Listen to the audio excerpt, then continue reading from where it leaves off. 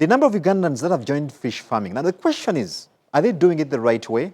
Now, let's pick the story of this fish farmer to find out how he's done his craft.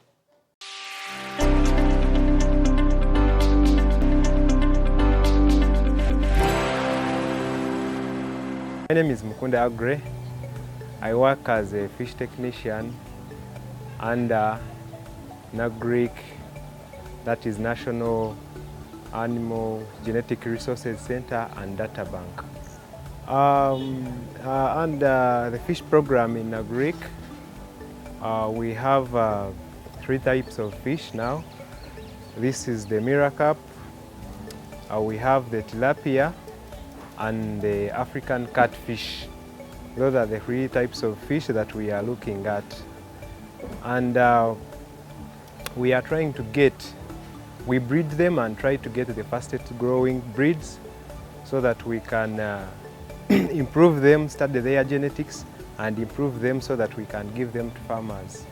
Because we want our farmers to have the fastest growing species of fish so that they can be able to harvest their fish within the shortest time possible.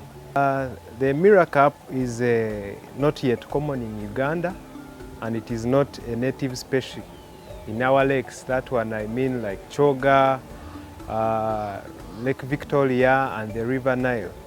They are mainly farmed fish here in Uganda, and we are having it at Kasore Stock Farm, that is in Kamuli district, and then Rubona Stock Farm in Fort Portal. The good thing with the Miracup, though it is not yet common, it grows faster than the tilapia. In this one, the Miracup, it is 9 months. The one I showed you earlier, it is 9 months, and the tilapia is 8 months. The young ones that you are seeing in this, they are 6 weeks, and then the tilapia, they are 5 weeks. I think you can see that they grow faster than the tilapia. That's the only advantage with this Miracup. Like one Miracup, one female can give around 600 eggs. Then for the tilapia, one female can range from 300 eggs to 500 eggs. This fish, we feed them on complete diet pellets. These pellets, they are imported. This one is imported feed. We give them these pellets. We drop there. You just train your fish on feeding. Like in training, you feed from one point. Let's say you have the ponds. You feed from one point over a period of time, and then the fish will get used. By the time you come, the fish will know that this is time for feed, and they will come and feed. These Miracup, they are bottom feeders, so you will not be seeing them often on top of the water. They are bottom feeders. They feed from the bottom. Then the tilapia, they feed also for them they feed from the surface, and actually they are more aggressive than the Miracup when it comes to feed. The tilapia, they are more aggressive. Those ones you can see them from the surface, the way they eat. This feed ranges from powder, depending on the size of fish. If the fish are still young that you have just stocked, we feed them on powder. Then we change as the fish grows. There is crumble.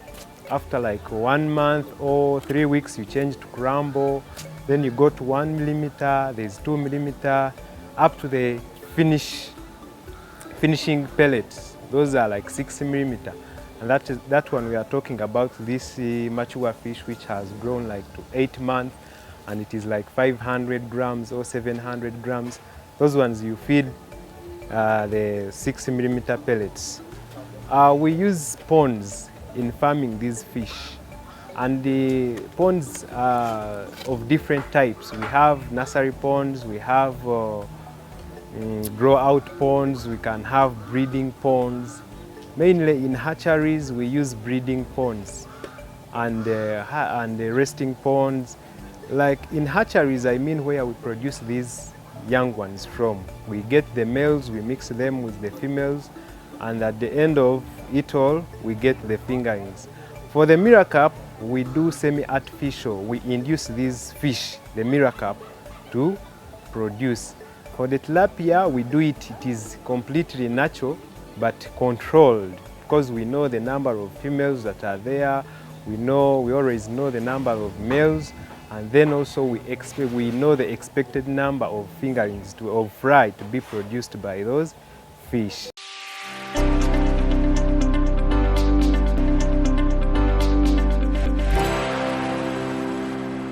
On this show, we're committed to sharing with you tips on how you can make money, grow it, and then keep it. And today, we're doing just that.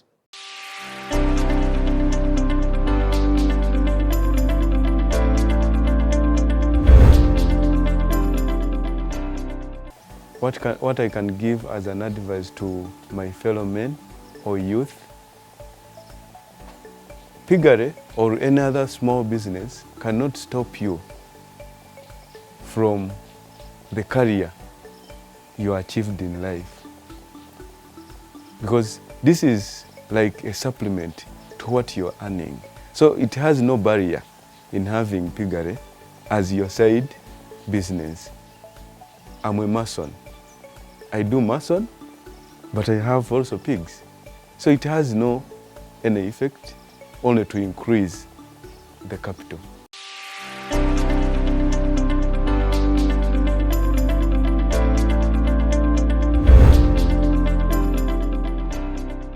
Well, like all other resources, technologies and innovations are also resources that hold value. So today we take a look at some of those innovations and technologies that are key to money making.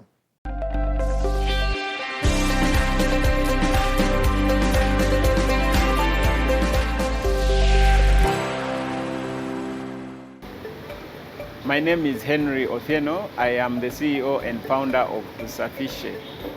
Tusafishe is a Swahili word which means let us clean. So our work is in cleaning of water. We install water purification systems for vulnerable communities in rural places.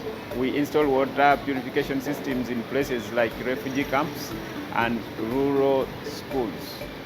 In Uganda and most of African countries, the traditional way of purifying water is through boiling it. Unfortunately, this is very hard for big communities like a school. So most parents out there are purifying water for their children at home. Unfortunately, when they go to school, they get unpurified water. So our technology was created in a way that it will make it easy for schools to purify water even without boiling. Because just imagine if a school was burning charcoal or firewood to purify water, how much carbon they would be emitting to the atmosphere. So we created a technology that uses moringa seed powder to purify water. And these systems can supply up to 2,000 liters for a school, but we also have another system that can purify up to 50,000 liters in a day for a place like a refugee camp. We have three categories of filters. We have one which is domestic. So when we install the large community filters, we also train women to install smaller filters. And then we have the institutional filter, which I said, which works in a school, and then we have community filter, which works for bigger communities like refugee camps. But like I said, these purification systems use moringa seed powder mainly as the medium for purification. Most of us have heard about the importance of moringa as a plant. Some people use moringa for nutritional benefits. Some people use moringa for medicine, but for us we use moringa seed powder as a coagulant, but we also use it in the process of purifying water to neutralize the microorganisms from water. Now, we use moringa seed powder and granite together in a combination. We use moringa seed powder to charge the granite. Granite is negatively charged, but moringa seed powder contains proteins that are positively charged. So it is this positive charge that charges the granite. And then when you pour dirty water that contains microorganisms, the charge sticks the microorganisms together in what we call coagulation. It only does not coagulate, but it also neutralizes the bacteria. In this way, the bacteria cannot reproduce. If bacteria is not able to reproduce in your body, then it means that it cannot cause diseases in your body. And that is how we purify the water. So the water that comes out of this system is not only clean, like pure of sediments, but it is also pure of microorganisms that would cause diseases. The system can remove up to 99% of all the impurities in water, including microorganisms.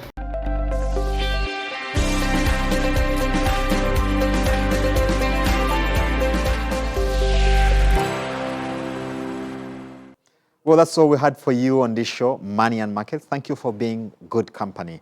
We'd like to keep the discussion going, though. As we always say, businesses are going concern. So drop us a line on the address on your screen. Let's keep the conversation going. Until next time, I've been your host, Charles Boji. Have a good evening and God bless.